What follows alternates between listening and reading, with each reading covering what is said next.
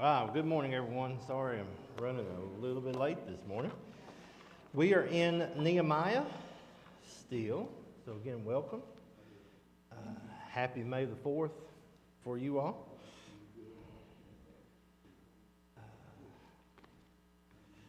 We are in Nehemiah. Now, we kind of, and this was just, and we can go back to it if you would like. We just kind of, I gave the map out last week. We kind of just skimmed over the fact that, there was a lot of gates that were listed in Nehemiah chapter 3. I can't even get over to Nehemiah. Here we go. And so today we were going to go start in Nehemiah chapter 4. And I guess I've kind of looked at this chapter as, working under adversity. Is what chapter 4 is here with Nehemiah. But before I start with this, basically the building of the wall, we talked about last week. They had kind of grouped up, and each one had a different section, and we talked about just kind of the leadership style of that. And then we talked about all the gates and so on. But before I get into this adversity that comes to the people, are there any questions thus far that any of you have that you're kind of wondering about before we get into this particular part of Nehemiah chapter 4? Any comments? It doesn't have to be a question. It could be a comment as well about this.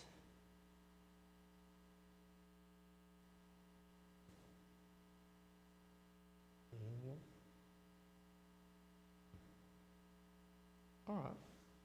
If you think of one, feel free to. Oh, yeah, sorry. I'm sorry. It's just that the temple wall has, 4 gates if you count the one that goes out. Outside the wall. Yeah. I thought that was interesting. Yeah, I'd never really thought about that before. If you have your map, what she's saying is that you have the wall of the city, but then there's actually the temple on that particular map. There's the temple has basically a wall and gates with it too. We talked last week about the sheep gate. That's one that is kind of on the exterior wall, but actually goes into the temple, area itself, and so on. So again, I thought that was very interesting too, because some of the gates that they refer to there are part of that temple wall, almost on the interior side of the wall. All right, well, let's look at chapter 4. Let's look at chapter 4 of Nehemiah. Again, the adversity, this isn't just going to be, hey, get everybody together and we're going to, it's not like a barn raising. Some of y'all know way more about barn raising than I do. But, it's not, everybody comes together and we bring some food and we're, the weather's nice, and we're just going to raise this barn up without any difficulties at all. The wind's going to blow when we get tired, and that's going to revive us, and everything's going to be great. Well, that's not what happens with this construction of the wall with Nehemiah. There's a lot of things that happen. So today, it's really, again, going to be about the adversity that we face when we are trying to do God's will or God's mission for us. All right, so let's start with Nehemiah chapter 4. And it says here in verses 1, "But it so happened when Sanballat heard that we were rebuilding the wall, that he was furious and very indignant and mocked the Jews. And he spoke before his brethren and the army of Samaria and said, 'What are these feeble Jews doing? Will they fortify themselves? Will they offer sacrifices? Will they complete it in a day? Will they revive the stones from the heaps of rubbish, stones that are burned?' Now Tobiah the Ammonite was beside him, and he said, 'Whatever they build, if even a fox goes up on it, it will break down their stone wall. Hear, O God, for we are despised. Turn your reproach on their own heads and give them as plunder to a land of captivity. Do not cover their iniquity, and do not let their sin be blotted out from before you, for they have provoked you to anger before the builders.' So we built the wall.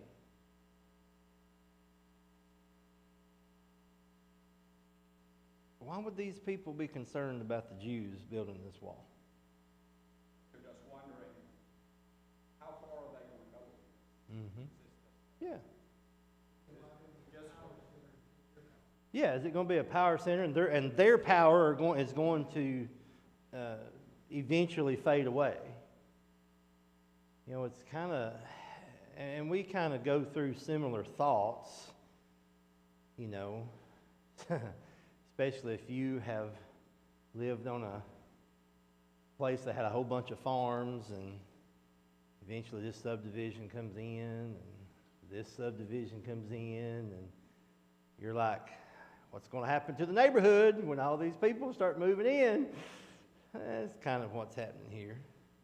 Again, you've got a few decades that's gone by. And so again, what you're dealing with a generation of people that are remembering the past, and they don't want it to be like it was 80 to 100 years ago when the Jews were, you know, kind of the prominent group in this area. And so, you know, what's going to be the end result of all this? All right. Now, I want to start with verse 6. There's a phrase in verse 6 that I really liked, and so I have to ask this question. Nehemiah says that the wall had been joined together up to half its height. Here's the phrase. This is New King James Version. For the people had a mind to work.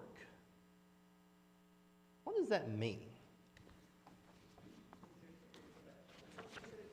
All right, they're serious about it.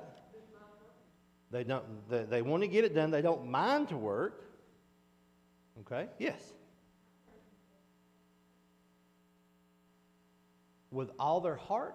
Oh, good version. Worked with all their heart. All right. So what does that mean today? In today's society, as a Christian, what does it mean that if we are to have a mind to work, or that we work with all of our heart? What does that mean? 100% invested. Someone said something over here. Put everything you have into it. Any other thoughts? They're willing to work. Again. Mm-hmm. Yeah, they're willing to work. Work with enthusiasm. Yep. You don't have to have that overseer, you know, you don't have to have that supervisor always watching you. It's always, oh man, I can't remember what comic it is. Is it Dilbert that is the office type thing? So it's, you know, Dilbert's there just sitting there at his desk, and the boss comes in and says, Dilbert, why aren't you working? Dilbert goes, I didn't see you coming. Yeah. But I mean, you know, that's not the, you know. So again, these people had this mind to work. And so using the Word of God as, you know, we look at it, what it meant back then. And so the question is should Christians be the best workers in a workforce? Okay, yes. Why is that?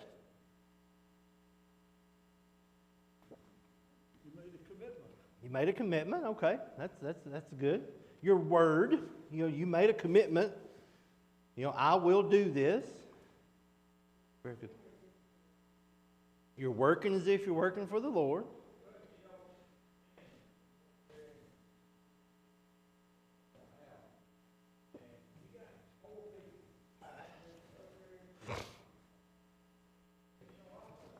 Uh-huh.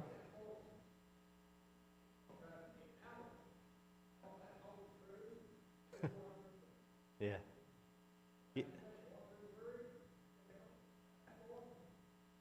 Yeah. Yeah, there's a...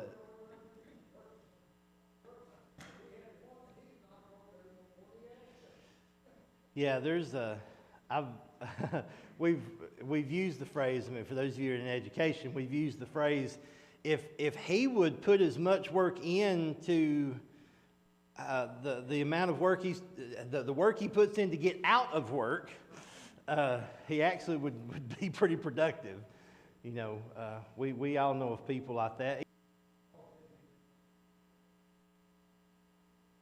Yeah, and the Bible speaks a lot about workers, and even I'm going to use the term masters, but supervisors and so on. There's a couple of phrases that are used within this section of Nehemiah. One is in chapter 3, verse 19, where it says that Nehemiah says that these enemies, these people that were against this rebuilding of the wall, it says they laughed us to scorn.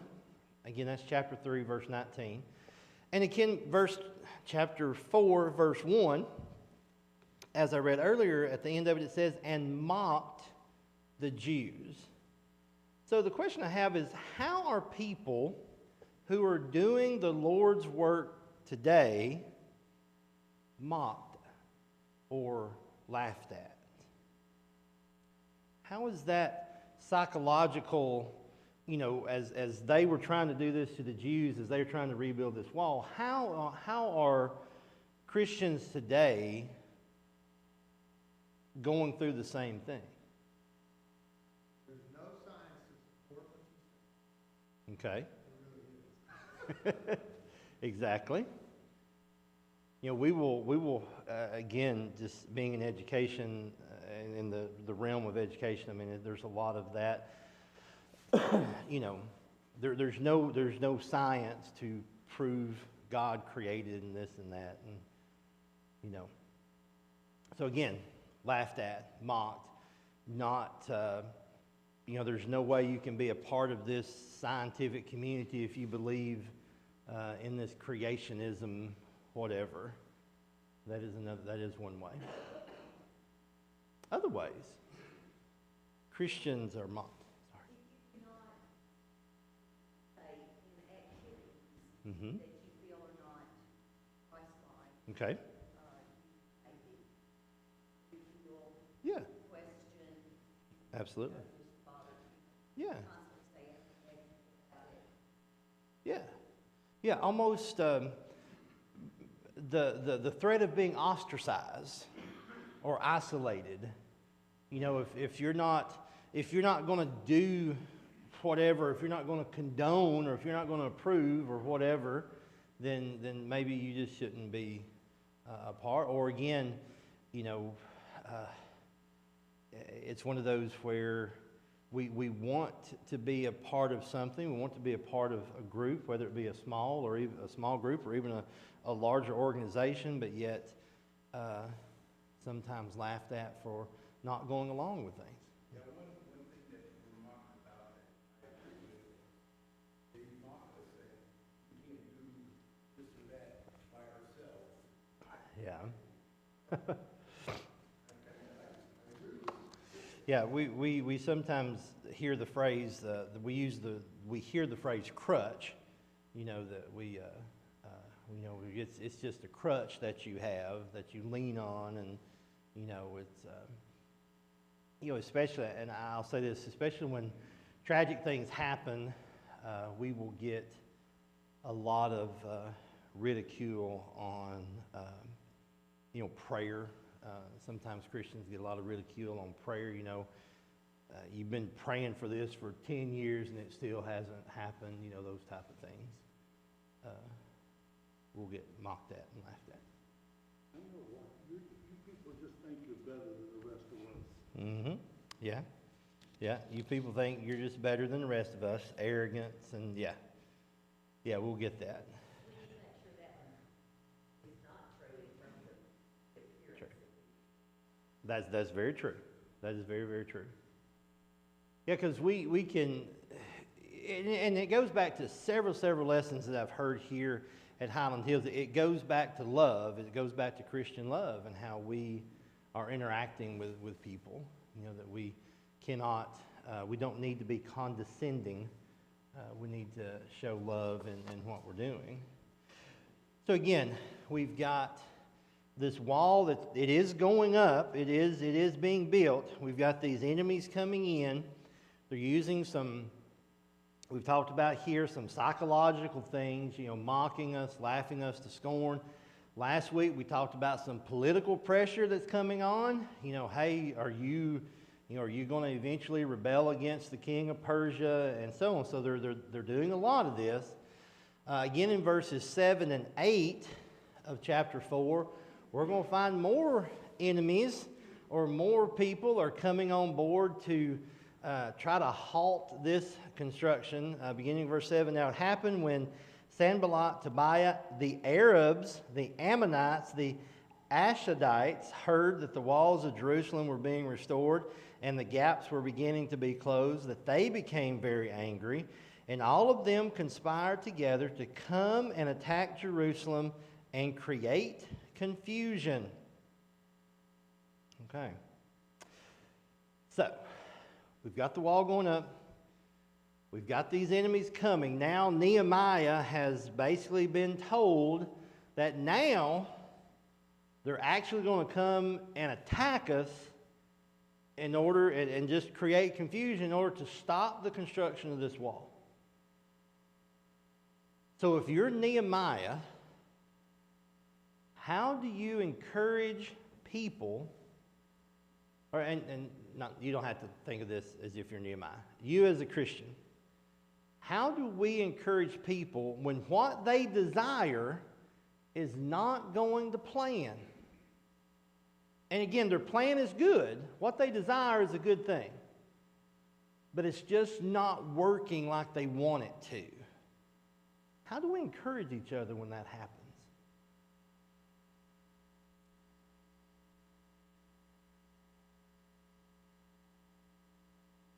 How do we encourage each other when the person's desire to do good just isn't going like they want it to go?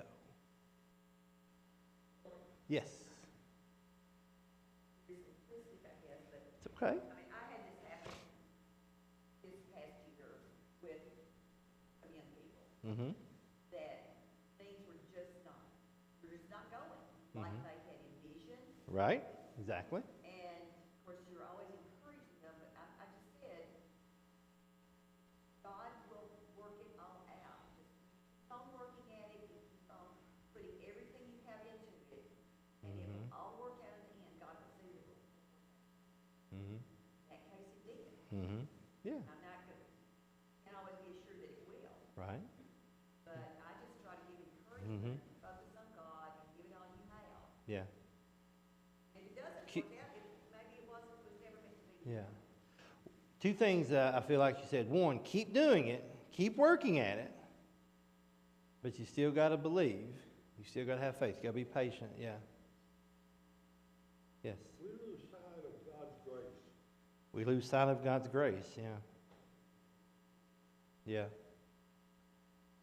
See, we've got all these enemies, all these obstacles, or obstacles, if you like that movie,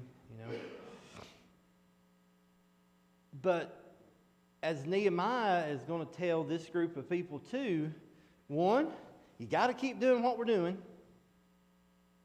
And two, you got to keep the faith. For Nehemiah, he knew what his mission was.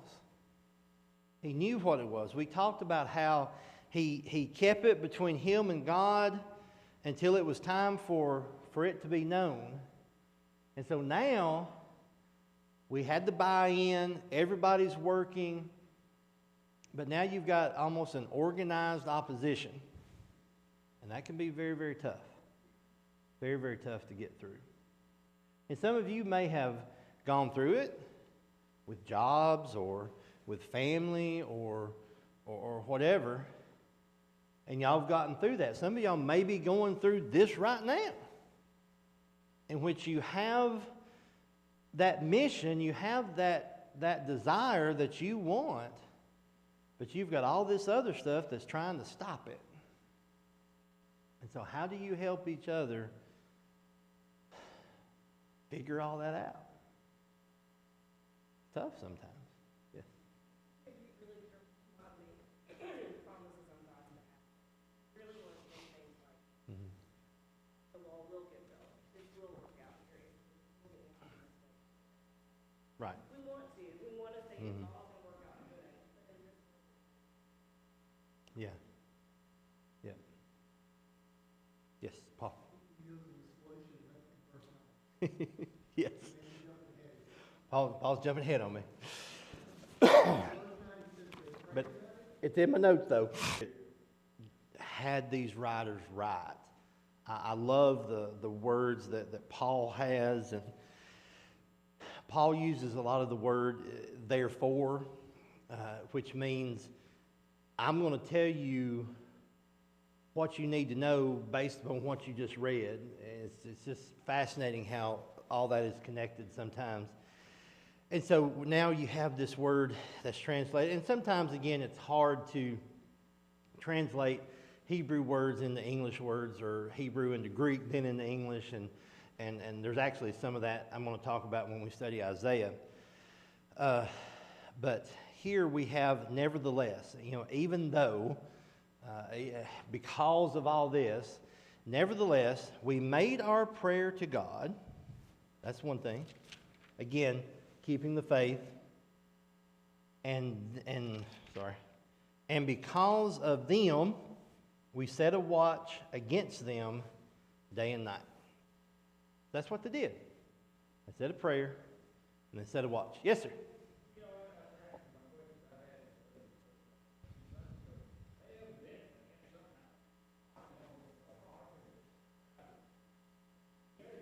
Mm-hmm.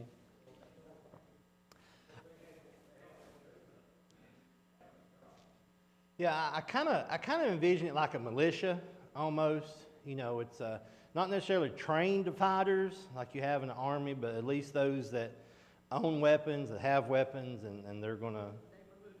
Yeah, neighborhood watch would be a good thing to say in that regard. But I have this question. Now, this is a deep question, okay? Let me use this commentary first. Dehoff's commentary says this: when we have done our best, we leave to God the rest. Okay? So my question to you is this. They did two things. They said a prayer and they set a watch. Why did they set a watch? Okay. Yeah.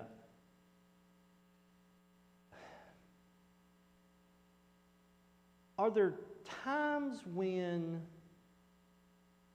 we just need to pray? And that's it? Or is there times when we need to pray and do something? Or both? God helps those who help themselves.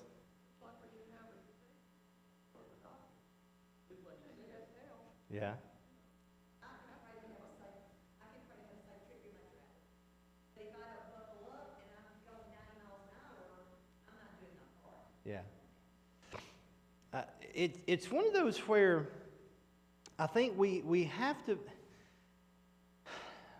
and I asked this question looking at it from, trying to look at it as, how would people like Will's age and when Caden gets older, how would they respond to prayer versus action? Is if we try to help the solution, does it mean that we don't have as much faith as we should have in the prayer that we prayed? That's kind of what brought the question about, honestly. And sometimes I draw this question because I read a book one time, and it was called The Silence of Adam. And what its whole point is we always hear about, Eve was tempted by the serpent, and we have this conversation between the serpent and Eve, and Eve takes of the forbidden fruit. But the author of this book says that when you read the Genesis account, it says that she ate of the forbidden fruit and then gave to Adam. And so this author's point is, and again, the silence of Adam, was Adam a part of this conversation the whole time and yet did not speak up? And so the whole point is for men to be more assertive and not just, being on the sideline. And in that book, it talked about that men, they only ask for help. They only ask for help as a last resort. But the book said, and again, this is one of those where, and I may be thinking of the wrong book. I may be thinking of Men are from Mars, women are from Venus. But anyway, it's like we don't ask another guy for help because it's our last resort and it shows them that we can't do it. We can't figure it out. We basically show our vulnerability at the last moment to another guy because we can't figure it out. Yeah, kind of like asking for directions, exactly. But the point of this book was, do men do that even when it comes to spiritual matters? Even when it comes to we should have prayed to God for help with this situation, but we don't want to turn it over. We want to try to figure it out ourselves. And so I kind of looked at this as one of those, is this that their faith was weak? Or if it was, this is how we are to handle things. Yes, we are to pray with faith and with confidence, but at the same time, we have to do things ourselves. So, anyway, that was what was thought-provoking to me about this verse. Paul? I just want to set a parallel as well. This could be also parallel to families and churches, congregations. Sure. Because in the family, especially dealing with our children, if they have set a goal and they're working towards that goal, then we need to be praying with them that they get that goal and also be their protectors. Be the guards set around them. That's very true. The same way with churches. We need to have people in our churches that are of a mind to work. They set the goal. They work towards the goal. When the enemies come, there needs to be protectors in the form of preachers and teachers and elders to protect and set the guard around that goal. Very good imagery, Paul. Very, very good imagery there. Again, lessons you can draw from Nehemiah. Yes? Sure. Real men don't cry. Okay.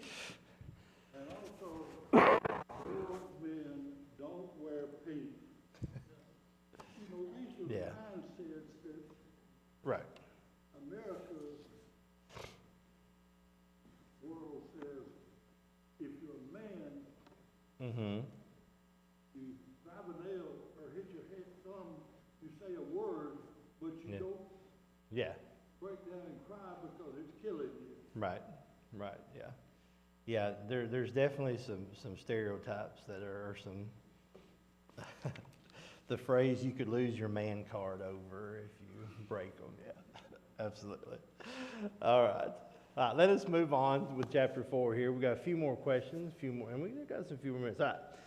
So we look at chapter 15. It says, "And it happened when our enemies heard that it was known to us, and that God had brought their plot to nothing, that all of us returned to the wall, every one to his work." So, yeah, they were about to come up. So let's read a few things here. Let's go back to verse 10 here. "Then Judah said, 'The strength of the laborers is failing, and there is so much rubbish that we are not able to build the wall.' And our adversaries said, 'They will neither know nor see anything till we come into their midst and kill them and cause the work to cease.' So it was when the Jews who dwelt near them came, they told us 10 times, 'For whatever place you turn, they will be upon us.' Therefore I positioned men behind the lower parts of the wall at the openings, and I set the people according to their families with their swords, their spears, and their bows. And I looked and arose and said to the nobles, to the leaders, to the rest of the people, do not be afraid of them. Remember the Lord great and awesome, and fight for your brethren, your sons, your daughters, your wives, and your houses. And it happened when our enemies heard that it was known to us, and that God had brought their plot to nothing, that all had returned to the work. So again,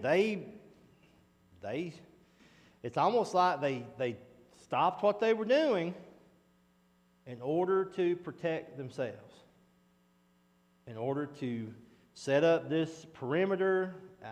Basically, all the news that they were getting is that everywhere we turn, there's going to be an ambush, and they're going to come kill us.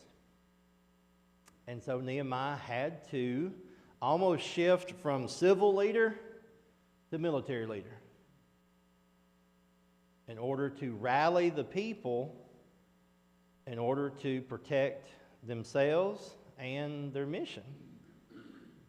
And as verse 15 says, nothing happened. Nothing came about, and therefore they went back to work. Now, I want to carry on because of my next question.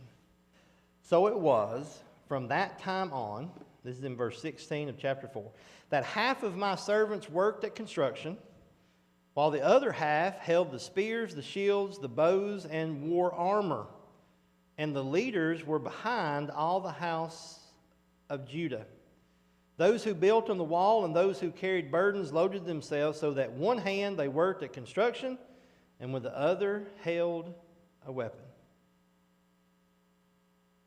So half worked, half was in charge of defense. To some point where you were working with one hand and was ready to fight with the other. Now, I'm not a mason. My grandfather was a pretty good mason person.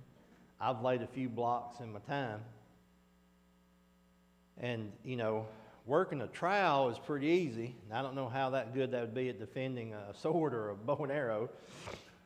But, you got a sword in one hand and you're picking up this rock to put it on and secure it. That might be a little difficult. But that's what they were doing. It has to be a little bit off because can you see the pictures of those? Big stoves, yeah. Yeah, we're not talking 8-inch block here. Yeah. Yeah. Probably you can do with one hand, but Yeah. Yeah, so I think basically and again, I know it talks about in one hand. It could be that it's, you got your tool belt on, you got your sword in this little holster here, and, in case something was to happen. Yeah. it says it was by his side. Yeah, one of them by his side, yeah. That's a pretty hostile construction site. It really is. Yeah. Yeah.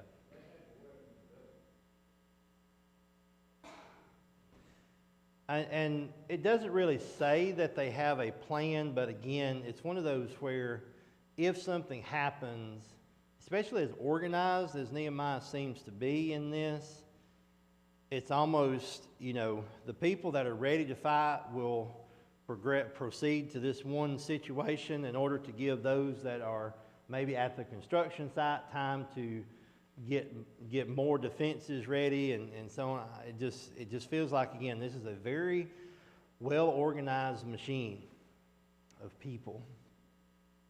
So my question, let me read the next few verses here. It says, Then I said to the nobles, the rulers, and the rest of the people, the work is great and extensive, and we are separated far from one another on the wall. Wherever you hear the sound of the trumpet, rally to us there. Again, the circumference of this wall, if you got a map, is roughly 1.5 miles. That's the circumference. So again, not necessarily from one point to the far point is 1.5 miles. That's not necessarily it. But again, we are talking a good distance.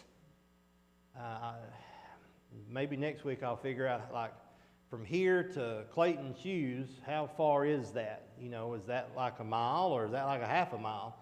Because if you're going from here to,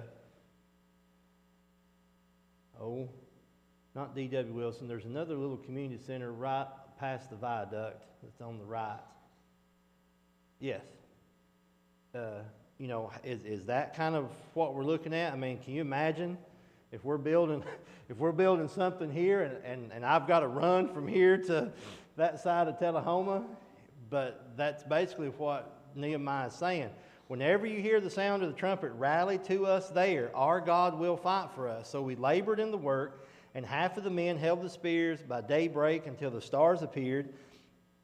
At the same time, I also said to the people, let each man and his servant stay at night in Jerusalem, that they may be our guard by night and a working party by day. So neither I, my brethren, my servants, nor the men of the guard who followed me took off our clothes, except that everyone took them off for washing. So my first question in this particular chapter, as time permits, is this. How important is it to have a committed leader?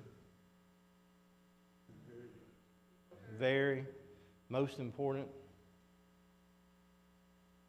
What happens if you have a wishy-washy leader? Don't get anything done? Yeah, it undermines the mission. You can't have that camaraderie, that teamwork of working together. If it's a military leader, you're in danger of your life, I would say.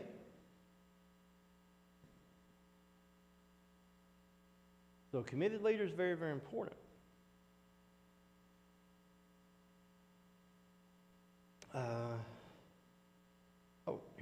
In order to have a quick response to an attack,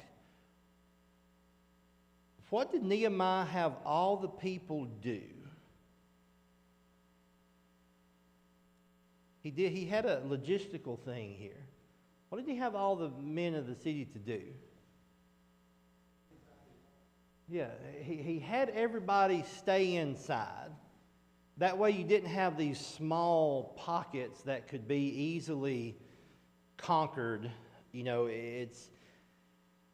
I read a lot of Civil War books, and so you have these, these scouting parties that like the cavalry would go out and do, but you always ran into fear that if they got caught or trapped behind enemy lines, meaning that, as they went out to scout, the enemy came in and cut off them getting back to their units, then that whole the whole unit was basically captured, and that could be very devastating depending on, how many. I mean, you could have as many as a small group of maybe 100, but you may have groups of like 2,000 or 3,000 in some maneuvers that was done even around here in Tullahoma.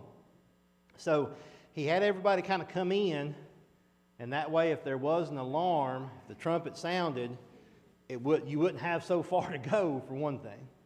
So again, that's another military tactic that he used, again, to offer safety, to have that feeling of safety as they worked. So my last question, because we only have about 3 to 4 minutes. In verse 23, these people are so dedicated. Notice how he says it. Neither I, my brethren, my servants, nor the men of the guard who followed me took off our clothes, except that everyone took them off for washing. That's the only time they would take their clothes, and who knows how often that was. Probably did it in shifts, exactly. It shows their dedication. That they were dedicated to being a part of this project, to overseeing this project, to be an example to this project. So the question is, in today's society, what does it mean to be dedicated to something? I ask that because, again, thinking of, people like Will's age and Caden's age and so on, we're so flippant about things.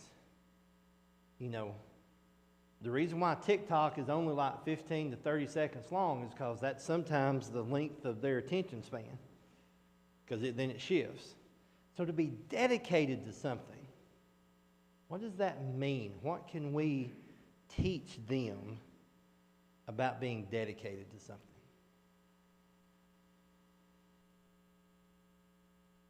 To remind them it's a priority. It's a priority. In this case, this was God's mission. Yes. It supersedes all the other missions. Yeah, priority. God's mission supersedes everything else. That's dedication. Don't quit because it gets hard. All these enemies are pressing on you. Political pressure, physical pressure of death, psychological, they're laughing you to scorn. Don't quit because it gets difficult. Motivated to do it. Say, I'm so motivated. No, it's having this self-discipline. Having self-discipline to do it. It's not just about being motivated, it's that self. Because there's probably a lot of times when teenagers will get up going, I don't want to go to school today.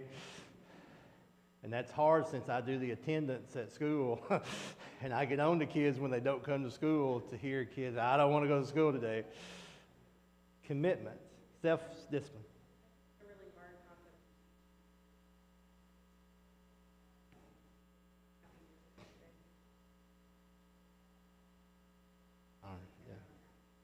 Yeah. Yeah. Kids are basically under the impression if it's not making me happy, if I don't like it, then I just need to do something else. And it had my mother, they would have learned different. Like, I thought I wanted to help do pepper relish or something. Yeah. Turn that crank and all that. Yeah. I got tired. She said, why did you do it? Go to do it. You're gonna, yeah, exactly. I'm thankful to her. Yep. I think we do have that, like I said, that generation of if I don't like to do it, or if I start it and I don't like it, then I can go ahead and just stop doing it. Next week, May the 11th, is chapter 5, and we're going to deal with. We're going to do chapters 5 and 6 next week. Will be kind of where our study takes us next Sunday. Chapters 5 and chapter 6 next week. Thank y'all so much for y'all's comments. We'll come back together and worship God here in just a few moments. Thank y'all.